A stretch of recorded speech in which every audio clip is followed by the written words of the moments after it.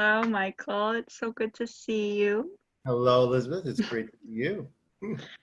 I'm very pleased to be here talking with Michael Eck, who is one of our contributing authors to The Great Pause. And so, will you do a little introduction of yourself, share a little bit about who you are, where you live, all that Sure. good stuff? Um, First of all, I just want to acknowledge you for all the work you're doing on this amazing collaboration and how exciting it is to be involved with so many talented and people that are really present to what's happening in the world right now and are contributing to your wonderful book. So I'm really grateful to be part of it. So I am in San Diego, California, originally from Connecticut. I only moved here 1 year ago, exactly about a week ago, a year ago. I moved here, and I'm a dad of 3 grown daughters and granddad, Papa as they call me, of 2 little girls, Lily and Josie, my granddaughters. And I call myself a superhero coach. So I am a life coach. As a matter of fact, we graduated, Liz, from the same amazing program, Accomplishment Coaching, training one of the best programs in the world. And as a superhero coach, I look at it like I'm helping individuals acknowledge the power that they have within themselves, so they have access to that. So help them access it and then align with it, and then go out into the world and activate that power, be in action. And the reason to do all of that by tapping into their own personal power is to lead heroic lives. And a heroic life can be, it's all relative of what, it's about really living your best life. So it might be, just doing something that you passionately love. It might be being of service to your community. It doesn't necessarily mean, wearing a cape and a mask. Well, those are cool. But I also like to say, rip off the mask. Yeah, right. But I like to say rip off the mask because that's your true self. So a lot of times we wear masks, and I certainly have in the past many times of when I'm wasn't connected to my power, wearing a mask in a way, trying to be somebody or trying to portray myself as somebody maybe that I really wasn't when I wasn't at my best self. So as a superhero coach, it's really helping people tap into that power and going out into the world and making a difference. So that's the long and short of that, kind of what I'm doing now. I'm also a personal trainer and do a lot of boxing empowerment with boxing for women mostly. I have something called the Superwoman Survival Seminar, which is a combination self-defense and empowerment workshop. So awesome. Thank you. Yeah. So tell me a little bit about, can you tell us about how COVID-19 has affected you? And I'm feeling like you might need to do a little lead in about what things were going on for you up before then. Well, so, I moved out to California, like I said, last year after attending a workshop, a 4-day workshop out here in June of 2019. Fell in love with San Diego. I had been here one other time in 1985, and I actually lived here for 8 months. I had never been back here in those 35 years. So when I came out here, I felt definitely some sort of a connection, maybe some unfinished business, and decided that, hey, at my age, with my kids grown, now it'll be a great place for them to visit. I felt very free to be able to do that and come here. Quite honestly, my journey is part of my journey is being a recovering alcoholic and drug addict, and I was in a really good space from recovering from that to be able to come out here and start really what I want to do is start my coaching and my personal training business out here. So when I came out, not to give it all away, but the first weekend that I was here going into the ocean, I was stung by a stingray, which in and itself is not such a bad thing, but it did cause a lot of pain. It hurt a lot. And because I'm also a hemophiliac, which is a bleeding disorder, my blood doesn't clot quite like other people's blood. The wound site was bleeding, and there was some internal bleeding going on. So just as a precaution, I went to the emergency room to get it checked out, and they did actually give me some medicine to help with my clotting. So through that experience, though, they were doing an exam, and I was just like, hey, I've got, they were checking out my lymph nodes, like in my groin area, which is where it would be connected to my wound site on my left foot. I said, well, what about up here? The lymph nodes up here under my armpit. And the doc said, yeah. I said, well, I feel like I have like a small little something. So he took a peek at it with his, did a little exam, and it was, really small. And he said, well, yeah, it's something you should definitely get checked out with a primary care physician. And since I just moved there, I was like, all right, I'll do that. By the time I walked out to the outside of the emergency room and had called my Uber, I had pretty much forgotten about it because it didn't seem like a big deal to me. Anyway, over the course of the next couple of months, I did notice that it seemed to be growing. And that probably wasn't such a good thing, I figured. So I did contact a primary care physician. And long story short, I went there. He checked it out, figured it was probably nothing, but he did set me up with an appointment with a surgeon and also a ultrasound. So when I went to the surgeon looked at the ultrasound results and checked me out and said, you know what, I think we need to get some CAT scans. So I said, okay, when are we going to do that? And she said, today. So set me to get some CAT scans, called me later in the afternoon and said, it is not what we hoped for, which means, I guess it wasn't good. So they set me up with an oncologist. They thought I had lymphoma at first, but then the results of my biopsy came back suggesting that I had advanced metastatic melanoma. So a few years back, that was a death sentence. They didn't have a lot of medicines for it. Radiation, regular chemotherapy was not really effective. So we decided to do something called immunotherapy. And immunotherapy I was going to have 4 infusions over a 12-week period. And it's a strong medication that specifically helps with the metastatic melanoma. Metastatic melanoma means that the melanoma has gone into your bloodstream. So they were never even actually able to find the source of the melanoma, through a dermatologist and everything. They checked every inch of my body and never found anything. And that does happen. And what she told me was that my immune system was fighting really hard, probably, and that I never noticed it, a mole or whatever it might look like, but not before it got into my bloodstream. So from there, I did do the immunotherapy, 1 infusion, and what it did, unfortunately, was it happens to 2 to 4% of people on immunotherapy where it caused pneumonitis, which is a drug-induced pneumonia. I lost the ability really to breathe, and I was coughing up blood. Ended up in the hospital in the ICU. They had to induce me into a coma, which lasted about 3 days. I was extremely fortunate to come out of that. They really weren't sure if I was going to. All the while, my oldest daughter was in the hospital with me, my brother, my best friend, and my 2 youngest daughters were on a plane coming out. So they were on a plane as I was being induced into a coma, not sure if they would ever see me again. So I was in the hospital for 26 days, got out for about a week and a half, 2 weeks, and then became septic and had E. coli bacteria infection. So I ended up in the hospital again, almost dying again. And then my lungs were going while I was in the hospital, and they couldn't figure out what was happening. Now, during this time, this is when, I guess it was probably early February, when I first heard about the coronavirus.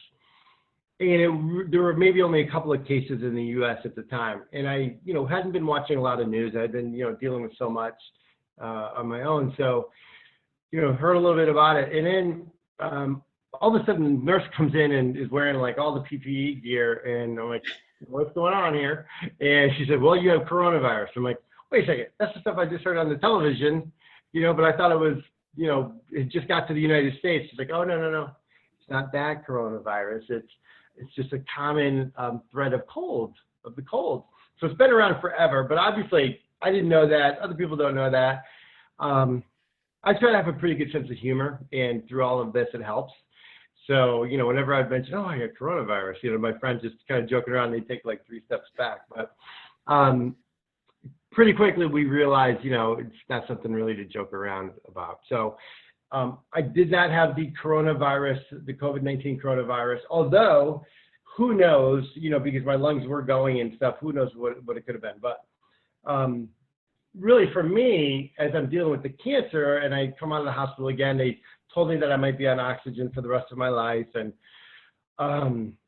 I feel like, so then we went into a quarantine out here in California pretty early, and that really gave me the opportunity to be present and to work on my breathing. I was doing a lot of writing, just really taking care of myself in the well-being kind of checklist kind of way, you know, checking things off on a poster board on a daily basis, because I was still healing and I wasn't able to do the immunotherapy anymore because it almost killed me, but they gave me they started treating me with chemotherapy. There were pills, and they set up a surgery for my under my armpit to remove the malignant tumor. So what really happened during that process was, for the most part, was that they had to put me off, number one, for the surgery because of my breathing, but number two, because they weren't sure if they were going to have the beds. So during this time, what it really allowed me to do was really get serious about helping myself heal. And I don't know if that would have happened if, you know, this hadn't come through. So these are, like, as your book talks about, some of the blessings and the wisdom during this time. So I was really able to lean into my healing, my recovery, my well-being. So that's really the biggest part. You know, and my surgery was, you know, taken away 2 or 3 times. It had to be moved, kept being moved. And that was kind of a scary thing in a way, because metastatic melanoma is no joke, and it moves quickly, and it had been moving quickly for me. So the great news is that they were able to do the surgery back on June 3rd. So it was, you know, months after they originally had planned it. And I'll get some scans next month, which will hopefully show that I am NED, which means no evidence of disease. They won't say you're cancer-free with metastatic melanoma, but in a sense, it's kind of the way it is. So that's the long and short of that part of dealing with the COVID and the cancer. Yeah. And I know I'm so grateful to have you here, because we just didn't think you would make it. You know, it was very scary for us people out on the East Coast that were rooting for you. Yeah, well, and I'll tell you what, I mean, Liz, that, you know, and I appreciate it. I feel that for sure.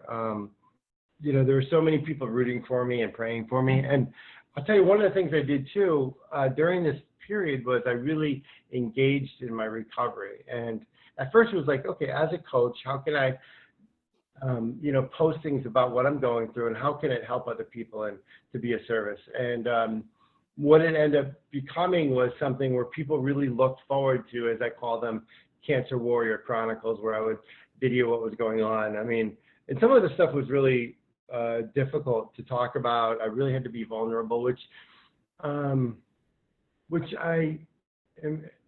feel comfortable being vulnerable, especially now, because my intentions are a little bit different of where they might have been in the past, and being in a healthier state spiritually allowed me to be vulnerable in a sense, in a way that I knew would help other people. So, but it also, what it did was that I received so much support from people like yourself and all the people back home, people in the recovery community back home, and the people that I met here in the recovery community, and a lot of other healers and such. So, you know, putting myself out there on a daily basis instead of just crawling up and watching Netflix, which is what I really wanted to do a lot of those days, which I certainly had some of those days too. I had to be gentle with myself. But just put myself out there a little bit, talking about what I was going through and seeing how it might be able to help other people. Not just cancer, but maybe other people are struggling with addiction, or maybe people are struggling with, you know, relationship stuff. Just people are in pain, I wanted to be able to help them in some way. So, and I had that opportunity. A lot of people did reach out to me, you know, and at the time I wasn't doing it to build my coaching business. I was just doing it to be of service. But what that has kind of allowed me now is to transition, as I'm feeling better, to start really building my practice, my coaching practice again. I need you to talk about Gratitude Gang, and I need you to talk about tattoos. Okay, so, as you know, Liz, the Gratitude Gang is something I've had online for quite a while. So what it is, and it was stagnant for a while, is it was something where I would post my gratitude, you know, on Facebook, and then I started the Gratitude Gang on Instagram as well. But then right when I moved out here last year, I realized, hey, you know what? This would be cool to really, instead of just asking people to go onto my page and post, how about if I take a cool photo of them? You know, a cool photo meaning any kind of photo, but just making it so maybe making it interesting if I could. So I started posting, meeting people that I, got to meet as friends, people in recovery, people I would just meet out on the street, and I would take a photo of them and ask them 3 things that they were grateful for, and then I would post it. So what it allowed me to do on a daily basis was stay in a state of gratitude. Now, once I was hospitalized, obviously that slowed down a little bit, but then I was taking a lot of photos of, my nurses, my nurse practitioners, my PAs, my doctors. I couldn't believe some of the doctors that would be like, yeah, take a picture of me, and, they were so, and I just want to throw a shout out to University of California, San Diego. The medical community out here is amazing. But it would be so cool when they'd be like, oh yeah, take a picture, And so I would post things. So then one day, 4 of my new friends out here in California, 2 which randomly happened to be from Connecticut that I got to meet, 1 randomly who went to high school with my daughters.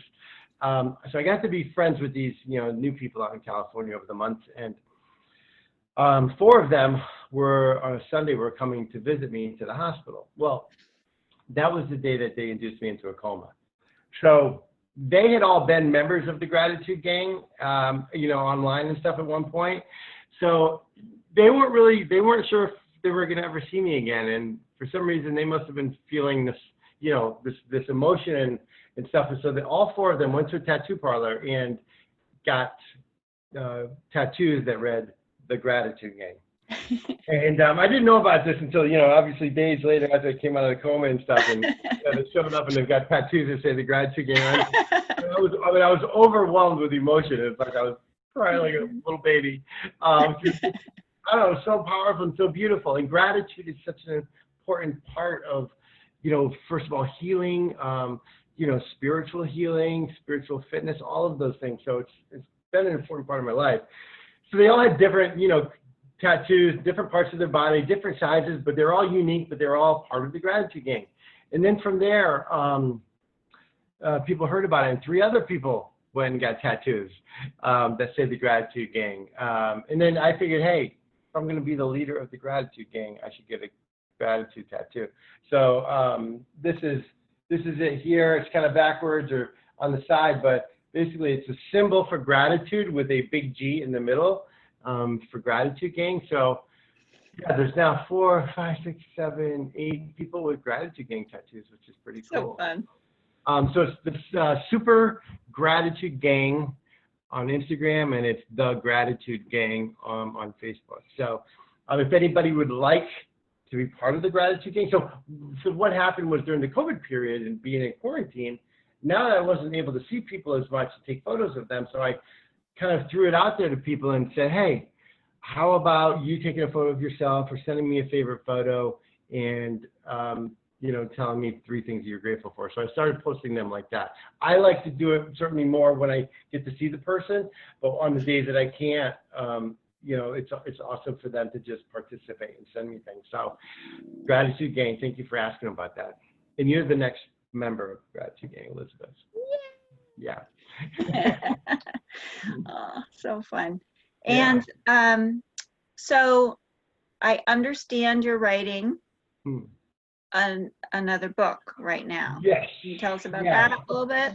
And part of that, as you know, I've done some writing in the past. I was part of a life coaching book, or another collaboration called Today Is Your Day, but that was back in like 2010. And so, I was really grateful and honored to be asked, Elizabeth, to be part of your book. It really, I was really excited about that. And it's also given me a little bit of the confidence and the kind of, just let's get this going. So I have a story to tell, so I'm going to tell it in a memoir format, like a survivor memoir type of thing. Obviously, I want it to be, something that will be inspirational, but hopefully humorous and informational and stuff. So I'm calling it Stingray, which, as I already talked about, that's how it all started. In some ways, the Stingray may have saved my life. That's my next tattoo, by the way, getting the Stingray coming up my leg, with the tail coming down to the wound spot. But that's the idea. So I've written the first couple of chapters, and I'm actually, someone with, I have some experience writing, but, I need more. So I'm taking specifically a memoir 6-week writing workshop, which I know is going to be really beneficial.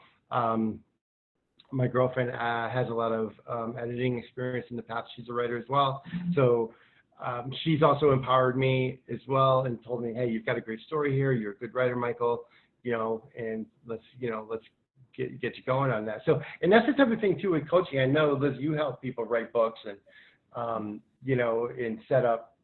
setting up timelines, setting up project designs for that kind of thing. So it provides me as a coach to be able to, walk that talk a little bit, which is something that I've really, that I'm really doing on a different level today. So, creating some deadlines for yourself, but also making sure that I take care of myself. And that's when I'm going to write the best, when I'm, doing my prayer and meditation and gratitude and journaling and things like that. And this is something I was curious about, and I think this leads into it, which is if you took time during this, in the midst of all of this, to be writing, right?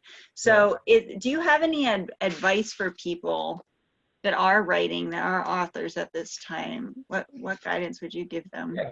So someone told me this advice, so I will pass it along. It's not my original, but start by writing 15 minutes a day.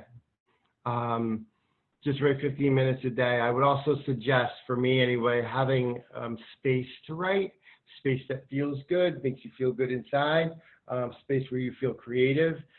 There's a great Stephen King book called On Writing, and that's pretty much a kind of a writing memoir of his, where he kind of talks a lot about his kind of his writing history. And like myself, he is a recovering alcoholic for years. I mean, he doesn't even remember writing Cujo. But, he wrote some of these books that are amazing, but he's really, over the years, has learned a lot of different things about his own writing and about the way he writes and the habits and stuff. So he likes to create a certain kind of space. For him, a lot of people will write, okay, once I get to X amount number of words, I'll stop. I can't remember the name, but he was talking about one famous writer years and years and years ago. He would write X amount of words, no matter if it's in the middle of a sentence. That's when he would finish. So I think it's about whatever, it's creating those habits and those rituals that work for you, but making sure that you do it. It's just, if you want to write, start writing. Excellent. It's been so lovely to talk with you, Michael. Are there, what's the best way for people to get in touch with you or to find out more about your work? Right now would probably be my website, michaelroberteck.com, is actually still being worked on. It should be up very soon. But in the meantime, I would say to email me, michael@michaelroberteck.com. And love to chat with anybody. If anybody's just looking to talk about, writing or recovery or, cancer or anything like that, parenting, grandparenting, and being happily divorced and how to get along with your ex. Any ex. Any ex. So, anything like that, but I'm always available and always happy to be of service in some way. So, and again, thank you, Liz, for all that you do. And I've watched you over the years, and you're amazing at what you've been able to accomplish in a short time and with your coaching practice and the writing. So good to you. You got me started on this crazy coaching train, so thank you. You saw bigger things for me than I saw for myself. I'm grateful. Thank you. Thank you.